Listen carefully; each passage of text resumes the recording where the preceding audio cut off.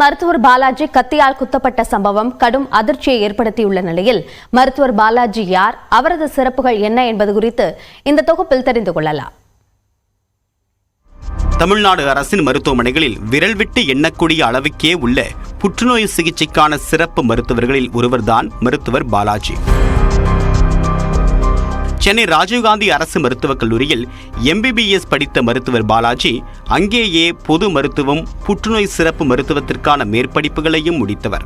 புற்றுநோயியல் நிபுணராக மட்டுமின்றி radio therapy சிகிச்சையில் சிறப்பு மருத்துவராகவும் பாலாஜி திகழ்கிறார்.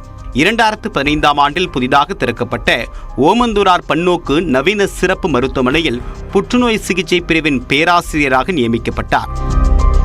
6 ஆண்டுகளுக்கு மேலாக அங்கு பணியாற்றிய மருத்துவர் பாலாஜி ஏராளமான புறநோயாளிகளுக்கு சிகிச்சை அளித்தார். அதன் பிறகு கடந்த ஆண்டு ஜூன் மாதம் சென்னை கிண்டியில் திறக்கப்பட்ட கலைஞர் நூற்றாண்டு உயர் சிறப்பு மருத்துவமனையில் மருத்துவர் பாலாஜிக்கு பணி வழங்கப்பட்டது. இங்கு புற்றுநோயியல் துறையின் தலைவராக மருத்துவர் பாலாஜி பணியாற்றி வருகிறார். புற்றுநோய்க்காக அறுவை சிகிச்சையை விட சிறந்ததாக பார்க்கப்படக்கூடிய இம்யூனோ ஆன்காலஜி துறையில் வல்லுநராக மருத்துவர் பாலாஜி இருக்கிறார். அறுவை சிகிச்சையை தவிர்த்து உடலில் உள்ள நோய் எதிர்ப்பு சக்தியை பலப்படுத்தி புற்றுநோயை குணப்படுத்தக்கூடிய முறையில் சிறப்பு மருத்துவர் என்பதால் புற்றுநோயியல் துறையில் மதிப்புமிக்க மருத்துவர்கள் ஒருவராக பாலாஜி உள்ளார்.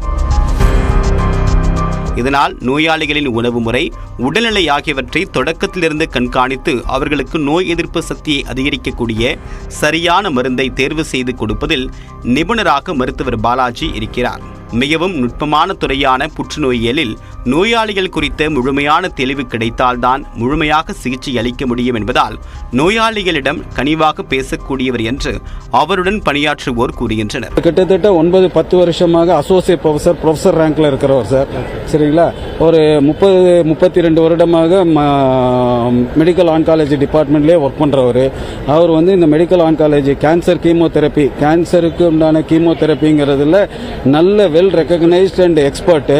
எல்லா மருத்துவர் மத்தியிலையும் ரொம்ப பிரபலமானவர். ரொம்ப தன்மையான மனிதன்.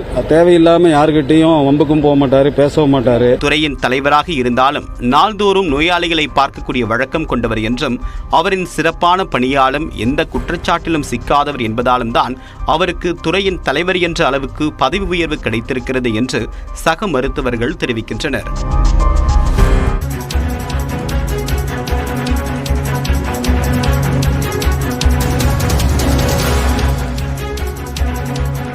சென்னை, செங்கல்பட்டு, காஞ்சிபுரம் உள்ளிட்ட 19 மாவட்டங்களில் இன்னும் 3 மணி நேரத்திற்கு மிதமான மழை பெய்ய வாய்ப்புள்ளதாக சென்னை வானிலை ஆய்வு மையம் எச்சரிக்கையை விடுத்துள்ளது.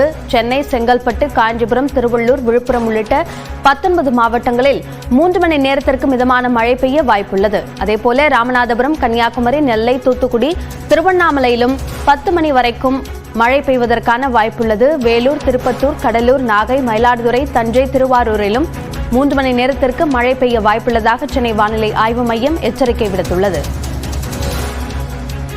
வடகிழக்கு பருவமழை தீவிரமடைந்திருக்கக்கூடிய நிலையில் தொடர்ந்து மழையை கண்டு வருகிறது தமிழ்நாட்டின் பல்வேறு மாவட்டங்கள். அந்த வகையில் இன்றைக்கு 10 மணி வரைக்கும் மிதமான மழை சென்னை உள்ளிட்ட 19 மாவட்டங்களில் இருக்கும் என்ற எச்சரிக்கையும் தற்போது விடுக்கப்பட்டுள்ளது.